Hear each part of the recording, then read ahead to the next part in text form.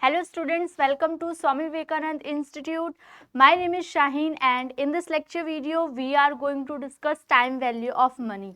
So इससे previous lectures में हम लोगों ने बहुत सारे financial management के, business finance के यूनिट नंबर 4 में बहुत सारे इंपॉर्टेंट कॉन्सेप्ट्स को डिस्कस किया है. आज हम लोग टाइम वैल्यू ऑफ मनी को डिस्कस करेंगे कि जो मनी की वैल्यू है इन टर्म्स ऑफ टाइम वो कैसे इंक्रीज होती है, डिक्रीज होती है, फ्लक्चुएट होती है, इन सारे पॉइंट्स को समझेंगे. तो जैसे कि आप लोगों ने पढ़ा होगा पहले भी कि मनी की वैल्यू टाइम के अकॉर्डिंगली इंक्रीज होती रहती है. ठीक है. और क्या होता है कि मनी की वैल्यू जैसे कि आज 100 रुपीज़ है इसकी वैल्यू. ठीक है. 100 रुपीज़ की एक वैल्यू है, वो फ्यूचर में 100 रुपीज़ नहीं रह के उसकी वैल्यू क्या हो जाएगी, डिक्रीज हो जाएगी. 100 रुपीज़ की वैल्यू डिक्रीज हो जाएगी. ठीक है. तो कैसे कैसे टाइम फ्रेम के हिसाब से वैल्यू डिक्रीज होती है उसको हम समझेंगे. सबसे पहले हम लोग ये समझते हैं कि टाइम वैल्यू ऑफ मनी का मतलब क्या है. ये सेंट्रल कॉन्सेप्ट है, मतलब मिड कॉन्सेप्ट है. मिड मतलब जहां से ओरिजिन मनी की वैल्यू को शुरुआत हुई. ठीक है. To the concept of finance, finance का ये मिड है. It recognise that the value of money, money की वैल्यू डिफरेंट टाइम के हिसाब से डिफरेंट रहती है. That is called time value of money. Different रहती है डिफरेंट पॉइंट्स ऑफ टाइम के हिसाब से. ना उसके बाद बोल रखा है since money can be put to productive use. आप मनी का इस्तेमाल बहुत सारे तरीके से कर सकते हो. मनी को कैसे यूज कर सकते हो, जैसे कि मान लो आपके पास मनी की टर्म्स में 1 लाख रुपीज है. ठीक है. अब इस 1 लाख रुपीज का आप क्या क्या कर सकते हो. मान लो आपने पार्टी कर ली, मान लो आपने इन्वेस्टमेंट कर ली, मान लो उस 1 लाख की आपने कोई एजुकेशनल कोर्स ले लिया, है ना, कोर्स आपने ले लिया, या तो फिर 1 लाख रुपीज आपने सेव कर लिए. मान लो कुछ इन्वेस्टमेंट नहीं करे, अपने पास रख लिए. तो there is alternative uses of that money. Money के डिफरेंट डिफरेंट यूजेस मैंने आपको बता दिए.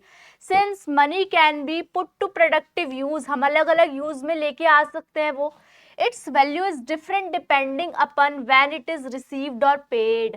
जब उसको पे किया जाता है या रिसीव किया जाता है उसकी मनी की वैल्यू डिफरेंट रहती है.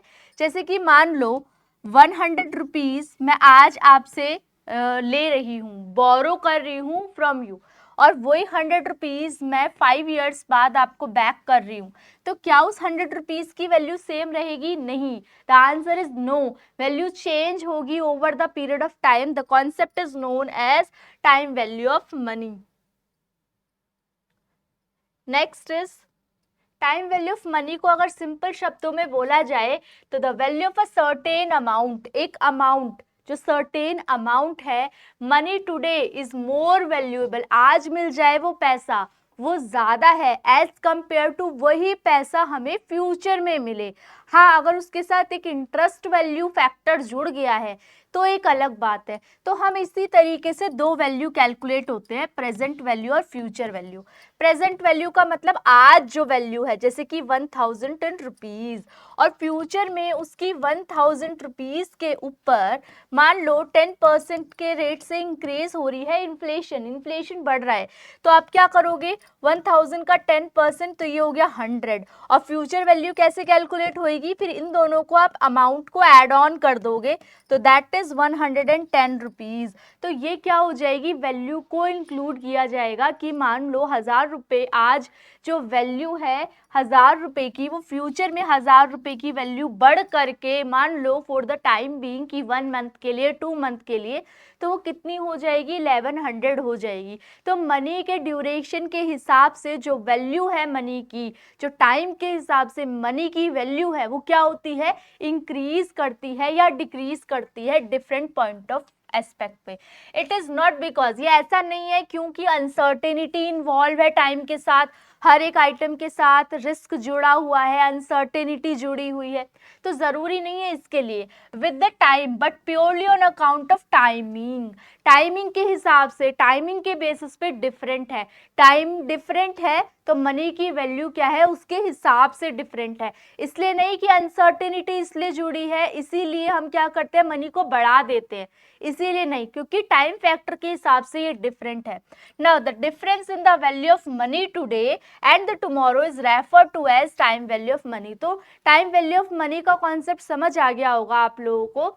जैसे कि हम सिंपल इंटरेस्ट भी कैलकुलेट करते थे ना, सिंपल इंटरेस्ट या कंपाउंड इंटरेस्ट कैसे कैलकुलेट करते हो, principal into rate into time divide by 100, यहाँ से इंटरेस्ट कैलकुलेट होके आएगा। और जो सिंपल इंटरेस्ट पे जो इंटरेस्ट कैलकुलेट होता है वो through out the period of time same रहता है।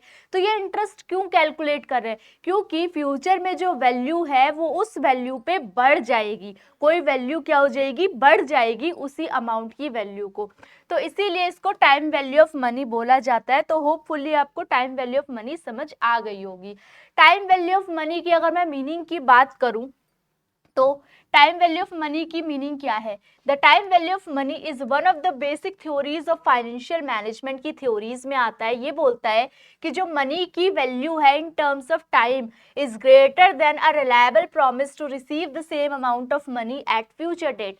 वो ही आज रिसीव कर लो तो वो ज़्यादा है एज कंपेयर टू वो ही सम ऑफ मनी आप रिसीव कर रहे हो, उसका प्रॉमिस कर रहे हो आप रिसीव करने का इन द फ्यूचर। तो फ्यूचर में रिसीव करने से ज़्यादा आप क्या कर लो, आज रिसीव कर लो तो उसकी वर्थ क्या हो जाएगी, बढ़ जाएगी, वैल्यू क्या हो जाएगी, बढ़ जाएगी। नाउ अगर मैं टाइम वैल्यू ऑफ मनी की बात करती हूँ तो मुझे इन सब कॉन्सेप्ट्स की स्टडी करनी पड़ेगी। जैसे कैश फ्लो क्या होता है, cash flow basically means the inflow and outflow of cash, cash flow कितना हो रहा है। तो कैश फ्लो में दो कैटेगरीज होती है, दैट इज इनफ्लो और क्या हो गया आपका आउटफ्लो, दोनों ही इन्वॉल्व है। पैसे का आना या पैसे का जाना, पैसा आएगा कैसे, जब हम डिफरेंट सोर्सेस से या तो इक्विटी की टर्म्स में या रिटेन्ड अर्निंग की टर्म्स में अपने पास पैसा रखेंगे, या तो फिर जाएगा कहाँ से, जब हम डिफरेंट सोर्सेज में इन्वेस्टमेंट करेंगे। तो inflow and outflow of cash is known as cash flow, cash का फ्लो होना। अब इसी कैटेगरी को, इनफ्लो को यहाँ डाल दिया, आउटफ्लो को यहाँ डाल दिया, तो क्या हो गया, मनी का आना इनफ्लो और मनी का जाना आउटफ्लो। डिस्काउंटेड कैश फ्लो कौन सा होता है, जहाँ पे टाइम वैल्यू ऑफ मनी की इन्वॉल्वमेंट बढ़ जाती है। टाइम वैल्यू ऑफ मनी और टाइम वैल्यू ऑफ मनी बढ़ेगी तो कहीं ना कहीं that leads to wealth maximisation. ये आपको वेल्थ मैक्सिमाइजेशन का आपका कॉन्सेप्ट क्या हो जाएगा, इसमें बढ़ जाएगा, क्योंकि जो वेल्थ मैक्सिमाइजेशन है हम लोगों ने प्रीवियस क्लासेस में पढ़ा था कि जो वेल्थ मैक्सिमाइजेशन का टॉपिक है दैट इज रिलेटेड टू, वो जो आपका है वो आपका टाइम वैल्यू ऑफ मनी और वेल्थ मैक्सिमाइजेशन को रिलेटेड है। लेकिन जो प्रॉफिट मैक्सिमाइजेशन का कॉन्सेप्ट है वो टाइम वैल्यू ऑफ मनी को फैक्टर कंसीडर नहीं करता, तो ये डिमेरिट्स होता है। इवन कैश फ्लो कौन सी होती है, एनुइटी कैश फ्लो, मतलब जहां पे कैश फ्लो का जो ड्यूरेशन है वो भी सेम है और जो अमाउंट है वो भी सेम है। जैसे एक साल के बाद मुझे 10 हजार रुपए मिल रहे हैं, हर साल 10,000, हर साल 10,000, तो ये क्या है, इवन कैश फ्लो है, मतलब ईयर भी सेम और टाइमिंग भी सेम। तो ये क्या हो जाएगा, टाइमिंग भी सेम और अमाउंट भी सेम, ये होता है even cash flows. Uneven mixed stream of cash flows कौन सी होती है, जहां पे या तो ईयर फ्लक्चुएट कर सकता है, जैसे कि 2 ईयर्स में हमें क्या हुआ 50,000 रिसीव हुए, ठीक है, और ईयरली जैसे एक साल में मुझे 10,000 मिला, दूसरे साल में मुझे 50,000 मिला, तीसरे साल में मुझे 60,000 मिला, ठीक है। या तो ईयर के हिसाब से ड्यूरेशन डिफरेंट हो सकता है या तो फिर मनी के फ्लो के हिसाब से कॉन्सेप्ट डिफरेंट हो सकता है, दैट इज अनइवन और mixed stream flow. Now single cash flow, जब एक ही सोर्सेज से आपको पैसा मिल रहा है फ्रॉम वन सोर्सेज, ठीक है, और मल्टीपल कैश फ्लोज जहां पे डिफरेंट पैसा आ भी रहा है और डिफरेंट तरीके से पैसा जा भी रहा है। सिंगल कैश फ्लोज कौन से होते हैं, जहां पे वन सोर्सेज से आ रहा है, ठीक है, one source inflow and one source outflow, okay, outflow भी एक सोर्स है और इनफ्लो का भी एक ही सोर्स है। जबकि मल्टीपल कैश फ्लोज कौन से हो गए, जहां पे सोर्सेज डिफरेंट हो गए, मल्टीपल सोर्सेज से इनफ्लो हो रहा है और मल्टीपल सोर्सेस से आउटफ्लो भी हो रहा है, दोनों डिफरेंट है ना। फ्यूचर वैल्यू की बात हमने करी जब हम प्रेजेंट वैल्यू में कुछ ना कुछ इंटरेस्ट फैक्टर जोड़ते हैं, इंटरेस्ट को बढ़ा देते हैं, वैल्यू को इंक्रीज कर देते हैं। आज की डेट में कुछ ना कुछ वैल्यू को जोड़ करके कंसीडर किया जाता है, तब वो कहलाया जाता है फ्यूचर वैल्यू। प्रेजेंट वैल्यू समझ गए, आज की डेट में जिस जहाँ पे हम कंसीडरेशन कर रहे हैं, मतलब जो अमाउंट के बदले, असेट के बदले पैसे ले रहे हैं, तो दैट इज द वैल्यू। वो जो वैल्यू होगी फ्यूचर में नहीं, आज की डेट में, प्रेजेंट में, तो वो कहलाएगी प्रेजेंट वैल्यू। कंपाउंडिंग और डिस्काउंटिंग, जिसमें आपका टाइम वैल्यू ऑफ मनी को कंसिडर नहीं किया जाता, वो होती है आपकी कंपाउंडिंग, और जहां पे कंसिडर किया जाता है वो होती है आपकी डिस्काउंटिंग। तो यहाँ पे टाइम वैल्यू ऑफ मनी बहुत इंपॉर्टेंट कॉन्सेप्ट हो जाता है डिस्काउंटिंग के पॉइंट ऑफ व्यू से। डिस्काउंटिंग में इसको बहुत इंपॉर्टेंट कॉन्सेप्ट फ्रेम करते हैं। नाउ डिस्काउंटिंग के बाद, उसके बाद effective interest rate, time preference rate, जहां पे इंटरेस्ट रेट की फ्लक्चुएशंस कम होती है, इफेक्टिव रहता है टाइम प्रेफरेंस के हिसाब से। अब इसको डिटेल में पढ़ेंगे। Risk and types of risk, ये हम डिटेल में ऑलरेडी प्रीवियस लेक्चर्स में आपका कवर कर चुके हैं, डिटेल में ऑलरेडी डिस्कस कर चुके हैं। तो आज हम बस रिस्क के बारे में थोड़ा बहुत जानेंगे कि रिस्क क्या होता है। वैसे हमने बहुत ही डिटेल में इसको क्लैरिफाई किया हुआ है। Now uncertainty is a factor that leads to risk.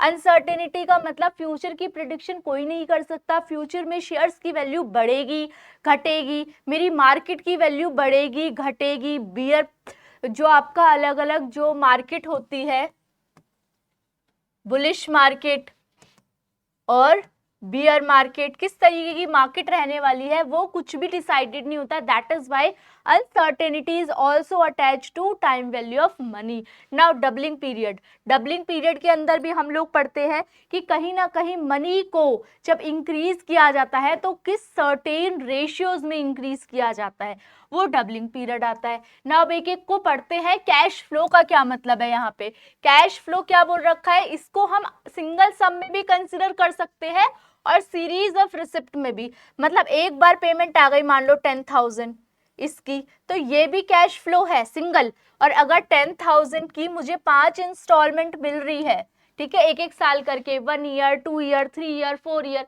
इस तरीके से अमाउंट रिसीव होती है, तो ये भी क्या कहलाती है, मेरी कैश फ्लो ही कहलाती है।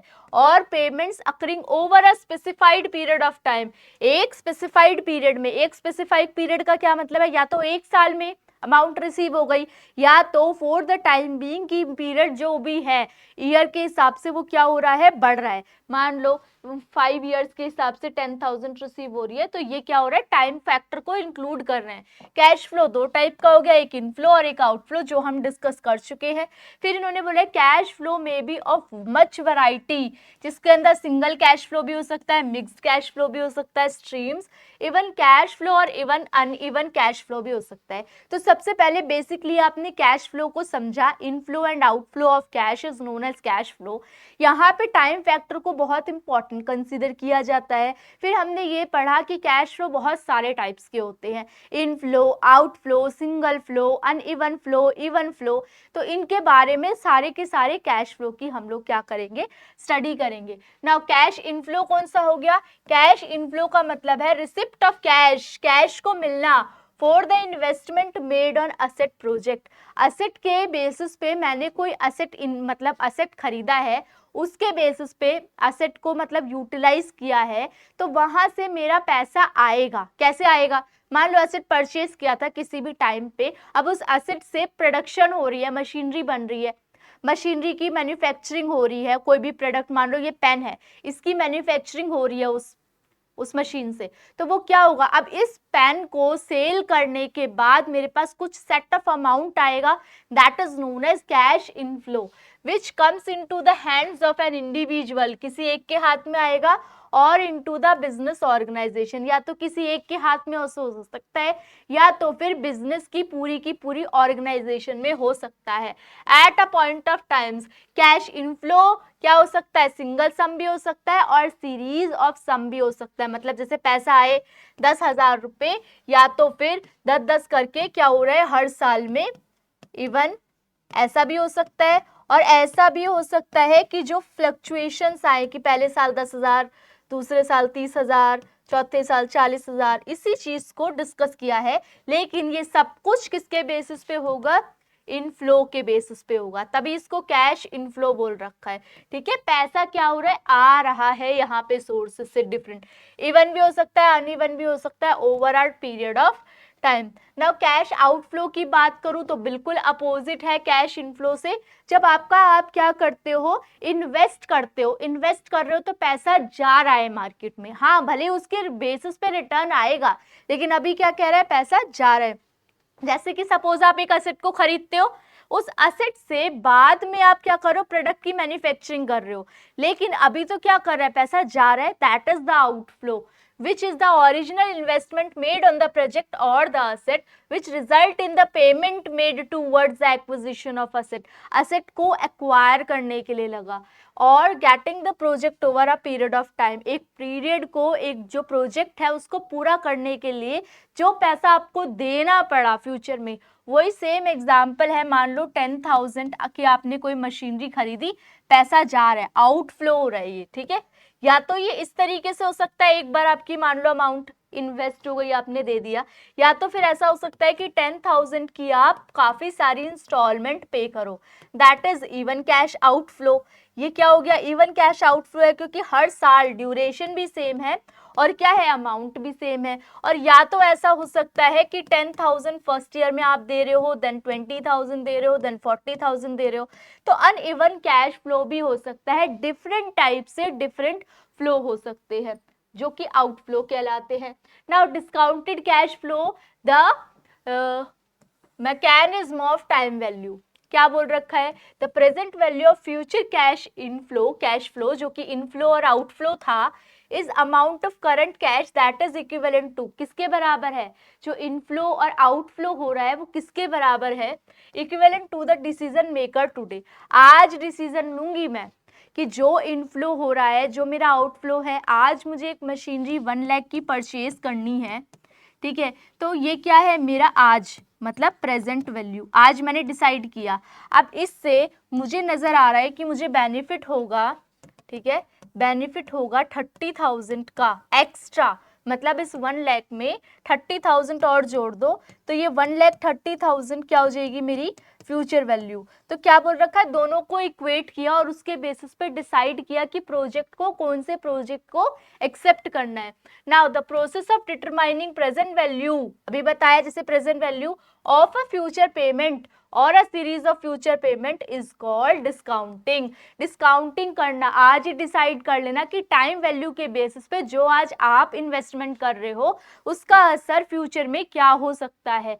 फिर इन्होंने बोल रखा है the compound interest rate, compound interest rate जोड़ा जाता है। आप दोनों में फर्क समझो, एक तो मैंने सिंपल इंटरेस्ट रेट की बात प्रीवियस उसमें की है, मतलब अभी प्रीवियस पार्ट में करी है। अब हम बात करते हैं कंपाउंड इंटरेस्ट की। कंपाउंड इंटरेस्ट का मतलब होता है प्रिंसिपल ब्रैकेट में 1 प्लस रेट अपॉन में 100 इंटू एन, एन नंबर्स होते हैं।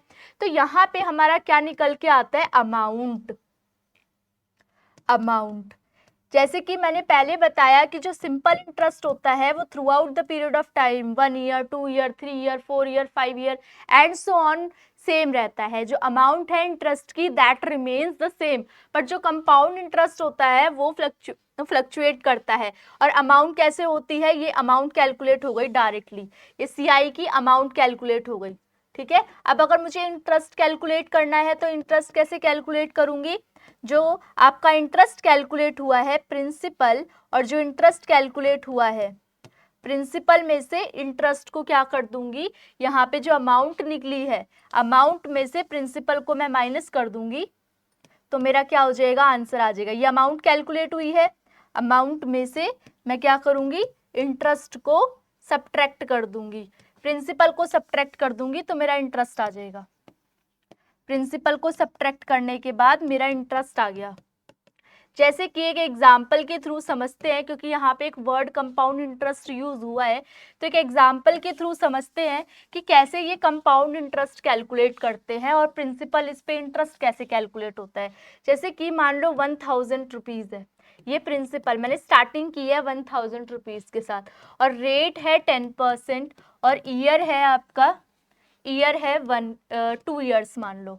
तो क्या करेंगे, 1000 प्रिंसिपल 1 प्लस रेट कितना है 10%, फॉर्मूले में मैं पुट कर रही हूँ, टाइम है 2 ईयर्स, तो ये हो जाएगा आपका 1001 प्लस, ये सॉल्व करके कितना हो जाएगा आपका वैल्यू, ये हो जाएगा 100, यहाँ पे डिनोमिनेटर में 110, 110 और ये 100 मल्टीप्लाई बाय 110 अपॉन में 100, सॉल्व किया, 2 0 से ये 2 0, 1 0 से ये 0, 1 0 से ये 0, तो दैट इज 1 11 11 जा 121, 1210 क्या हो जाएगा आंसर।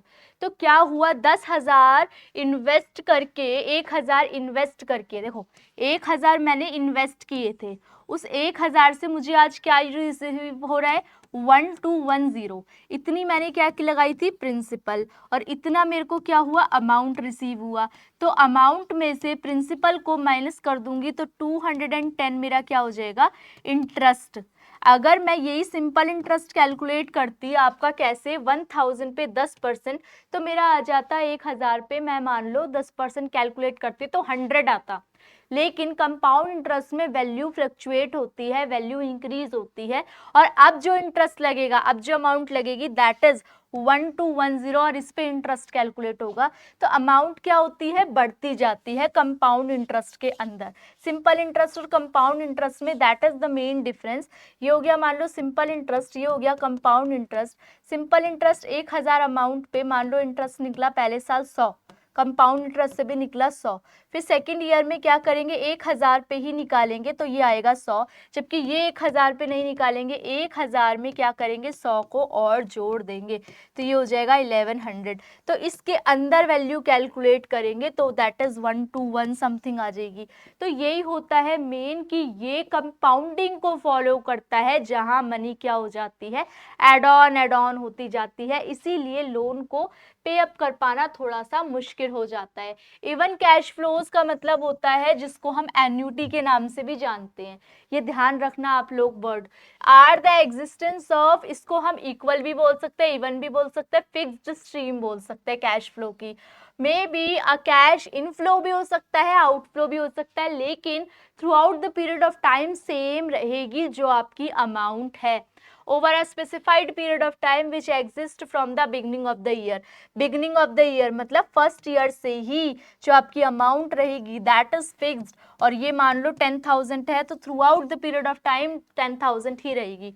एन्युटीज आर ऑल्सो, एन्युटीज को सीरीज ऑफ यूनिफॉर्म रिसिप्ट भी बोलते हैं। यूनिफॉर्म क्यों, क्योंकि ये एक जैसी है, डिफरेंट नहीं हो रही। यूनिफॉर्म और payment occurring over a number of years which result from an initial deposit, जो कि कहाँ से निकल के आई है, मैंने कुछ डिपॉजिट किया था और उसी के बेसिस पे मैंने 1 लाख की इन्वेस्टमेंट की थी, 1 लाख की इन्वेस्टमेंट की थी, इस 1 लाख के बेसिस पे क्या हो रहा है पेमेंट्स आ रही है मुझे 10,000, ठीक है। इनफ्लो भी हो सकता है और ये आउटफ्लो भी हो सकता है, but the amount will remains the same, that is why it is known as even cash flows। now uneven cash flows क्या था, uneven cash flows as a concept it states if the existence of unequal or mixed stream, ठीक है, same नहीं रहती, different हो जाती है, जहां पे कैश इनफ्लोज इमेटिंग मीन्स निकलना, रिजल्ट निकलना, ठीक है, निकलती है from the investment made on asset और द प्रोजेक्ट। अलग अलग प्रोजेक्ट्स पे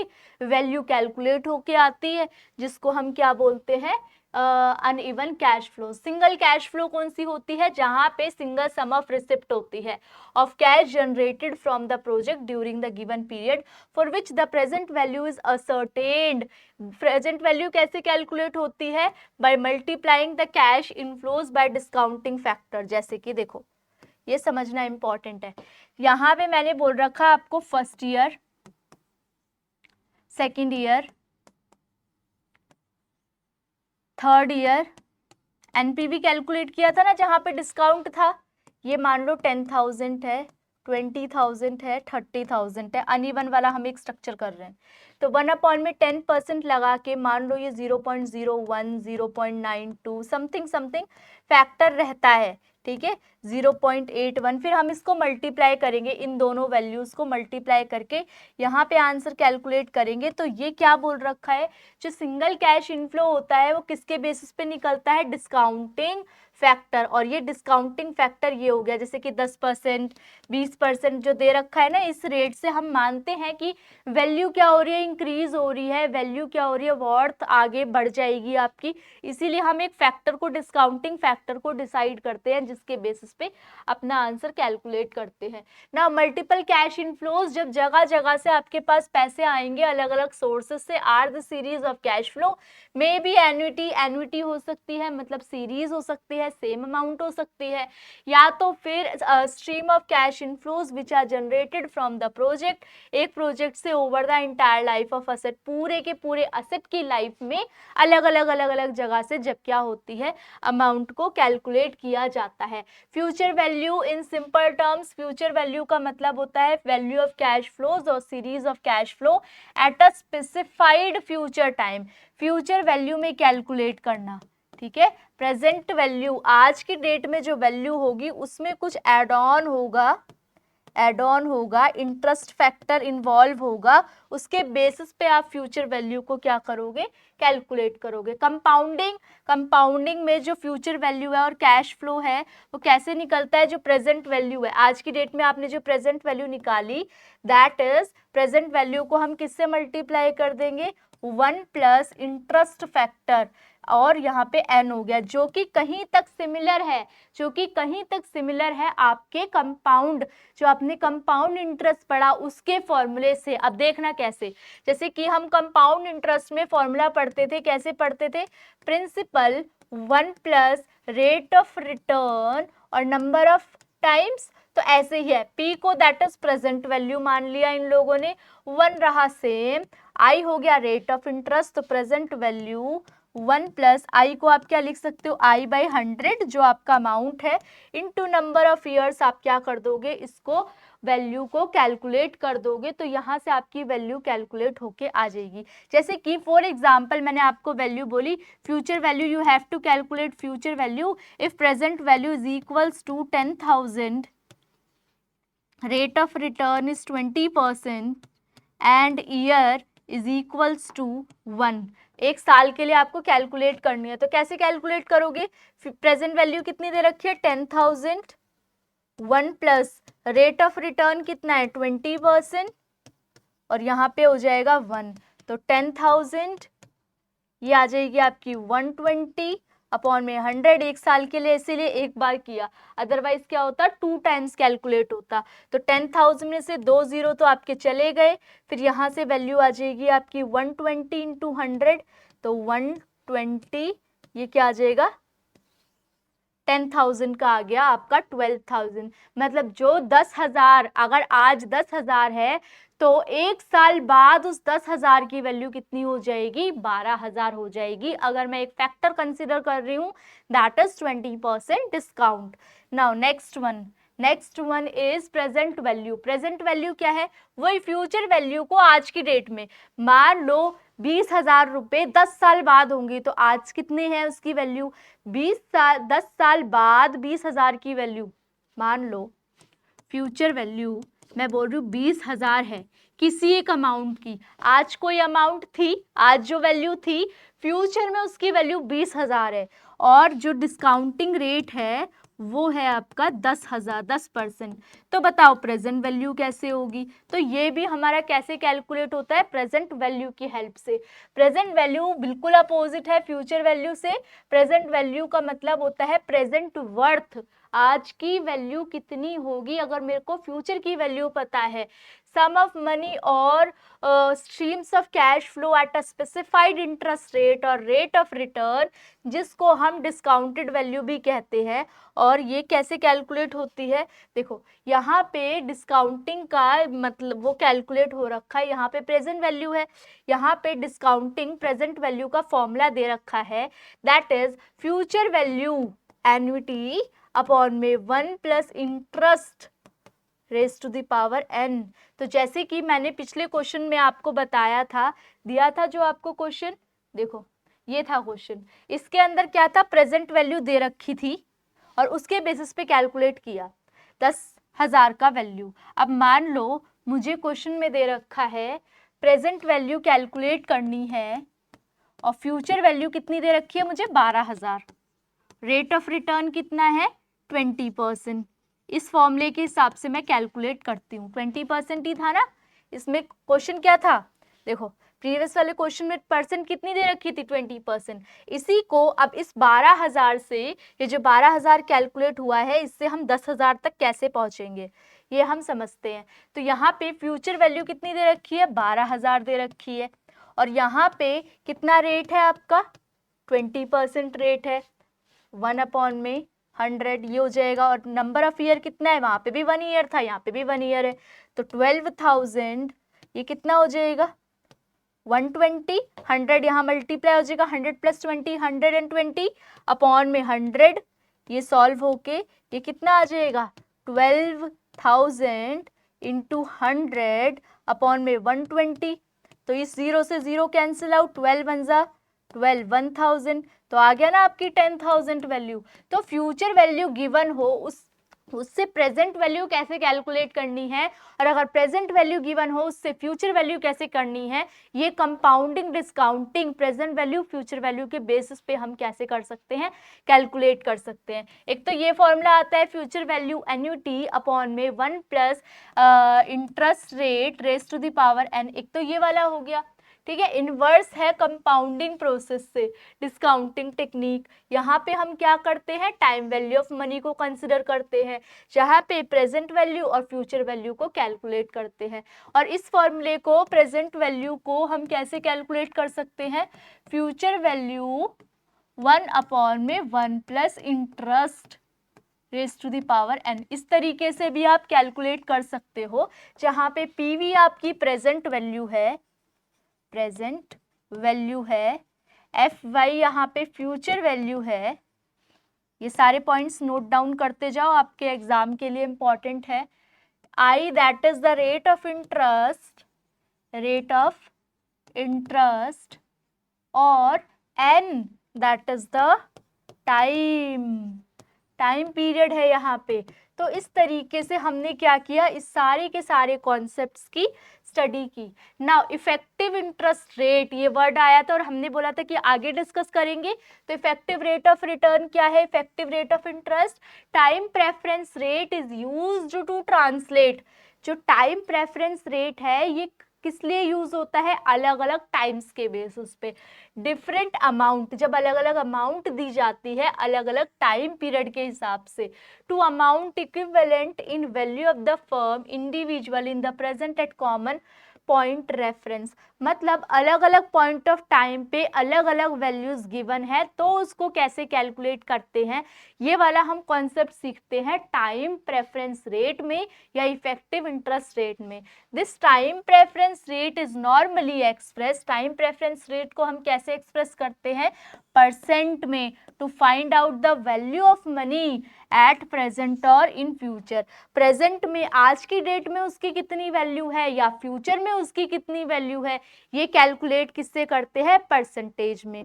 और जो टाइम प्रेफरेंस है, टाइम प्रेफरेंस जो अमाउंट दे रखी है, टाइम प्रेफरेंस रेट दे रखा है, वो किस बेसिस पे कैलकुलेट होता है, वो जब डिफरेंट पॉइंट ऑफ टाइम पे डिफरेंट अमाउंट्स गिवन होती है तब हम ये टाइम प्रेफरेंस रेट को कैलकुलेट करते हैं।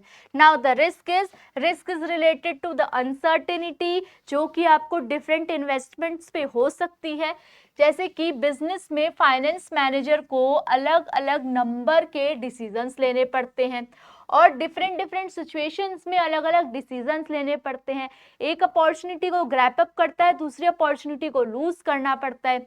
जो अपॉर्चुनिटी लूज कर रही है उसके साथ कुछ ना कुछ अच्छी पॉइंट्स भी अटैच होते हैं, कुछ खराब पॉइंट्स भी अटैच होते हैं। तो इन सब डिसीजंस को कंपैरिजन करना और देखना, एनालाइज करना, जिसके टर्म्स में रिस्क और अनसर्टेनिटी की टर्म्स में होता है। रिस्क क्या है, जहाँ पे रिटर्न के चांसेस भी क्या हो जाते हैं ज़्यादा। रिस्क रिटर्न वाली वीडियो लेक्चर को आप लोग अच्छे से गो थ्रू करना, उसमें मैंने बहुत ही डिटेल में रिस्क रिटर्न टाइप्स, इन सबको डिस्कस कर रखा है, ठीक है। Next is the time value of money, कहाँ कहाँ यूज होती है टाइम वैल्यू ऑफ मनी, ठीक है। Time value of money compare होती है इन्वेस्टमेंट्स के लिए अल्टरनेटिव्स में, क्योंकि हमारे पास अलग अलग इन्वेस्टमेंट की अपॉर्चुनिटीज तो हैं, लेकिन डिफरेंट पॉइंट ऑफ टाइम में कौन सी इन्वेस्टमेंट हमारे लिए ज़्यादा यूजफुल होने वाली है, ये कौन बताता है, टाइम वैल्यू ऑफ मनी बताती है। Now the second one is in choosing the best investment proposal to accept और रिजेक्ट, किसी भी प्रपोजल को एक्सेप्ट करना है, रिजेक्ट, पहले तो आपने डिसीजन लेना है, उनको एनालाइज करना है डिफरेंट पॉइंट ऑफ टाइम पे, ये क्या है, टाइम वैल्यू ऑफ मनी, और फिर उनको एनालाइज करने के बाद कंफर्म एक रैंक देनी है। रैंक देने वाला कॉन्सेप्ट सीखा था ना, रैंक दी जाती है डिफरेंट डिफरेंट प्रोजेक्ट्स पे और फिर एक्सेप्ट या डिक्लाइन किया जाता है, तो ये भी कौन सा बेसिस होता है, टाइम वैल्यू ऑफ मनी का। Now the third one is in determining the interest rate, interest rate को डिसाइड करने में, जैसे कि अभी हम लोगों ने डिसाइड किया ना 10% इंटरेस्ट रेट, 20% इंटरेस्ट रेट, तो किसके बेसिस पे कैलकुलेट किया, किसके बेसिस पे जज किया, टाइम वैल्यू ऑफ मनी के बेसिस पे जज किया, कि अगर आज 1 साल की बात है तो इतना परसेंट रहेगा, 2 साल की बात होगी तो इतना परसेंट रहेगा, ठीक है। Solving the problems involving loan, loan को सॉल्व करने में मॉर्टगेजेस, लीजेस, सेविंग, एन्युटी, इन सब में कहीं ना कहीं क्या काम आता है, इंटरेस्ट काम आता है, ठीक है। इंटरेस्ट के बेसिस पे हम ये सब कैलकुलेट करते हैं, और इंटरेस्ट किसके बेसिस पे निकलता है, टाइम वैल्यू ऑफ मनी के बेसिस पे कैलकुलेट होता है, ओके। सो ये वाला कॉन्सेप्ट भी clear. Now the fourth one is to find the feasible time period, एक बहुत ही अच्छा टाइम पीरियड डिसाइड करना to get back the original investment, कब आपकी इन्वेस्टमेंट पूरी हो जाएगी, कहाँ से कितनी इन्वेस्टमेंट को निकालना है, ये भी आपका टाइम वैल्यू ऑफ मनी बताता है कि ये इन्वेस्टमेंट, इसका बेनिफिट हम इतने टाइम तक ले चुके हैं, अब हमें इस इन्वेस्टमेंट से विड्रॉ कर लेना चाहिए, ये भी कौन बताता है, टाइम वैल्यू ऑफ मनी बताती है। Fifth is helps in wage and price fixation, price कितना रहना चाहिए, वेजेस कितने अलॉट करने चाहिए, ये सब भी टाइम पीरियड ऑफ मनी, क्योंकि जब आप वेजेस या सैलरी वगैरह डिसाइड करते हो, सैलरी वगैरह डिसाइड करते हो तो डीए, ठीक है, बेसिक में डीए वगैरह जोड़ते हो, ठीक है, डीए इज डियरेंस अलाउंस, तो यहाँ पे जो डियरेंस अलाउंस होता है, महंगाई भत्ता जिसे कहते हैं, ये किसके बेसिस पे डिसाइड होता है कि इन्फ्लेशन कितना ज़्यादा हो रहा है, महंगाई कितनी ज़्यादा हो रही है, और महंगाई किसके बेसिस पे डिसाइड होती है, value of money, time value of money के बेसिस पे डिसाइड होती है, जिसको हम कहते हैं आपका जो सैलरी और वेजेस होती है, और प्राइस भी फिक्स इन्फ्लेशन के बेसिस पे होता है, और इन्फ्लेशन आपको हेल्प करता है क्या बताने में, टाइम वैल्यू ऑफ मनी बताने में। सो इस लेक्चर में हम लोगों ने टाइम वैल्यू ऑफ मनी के बहुत ही इंपॉर्टेंट कॉन्सेप्ट्स को डिस्कस किया, और इवन उससे फॉर्मूले डिस्कस किए और उससे रिलेटेड क्वेश्चंस भी डिस्कस किए। नेक्स्ट लेक्चर वीडियो में नेक्स्ट टॉपिक के साथ मिलेंगे। Thank you for watching.